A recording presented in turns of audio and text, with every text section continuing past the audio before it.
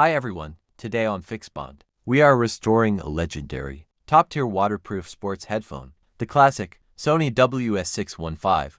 These vintage neckband models are built like a tank, and 99% of their issues are just dead, aging batteries. To save this piece of history, we carefully opened the left side housing, where the original 125 mAh battery is located. We replaced it with a premium, upgraded 210 mAh cell, giving it even better battery life than before. Since this is a specialized swimming headphone, all the buttons are strictly sealed. During reassembly, applying the correct high-grade waterproof glue is absolutely critical. Otherwise, frequent water exposure will ruin the seal. We also cleaned the 5-pin gold charging contacts, which act as a data bridge to transfer music from a computer using Sony's official software. If you still own this vintage powerhouse and want to bring it back to life, your solution is right here. But if you want to watch the complete, precision waterproofing and battery upgrade process, the detailed video starts right now with some background music. Stay tuned.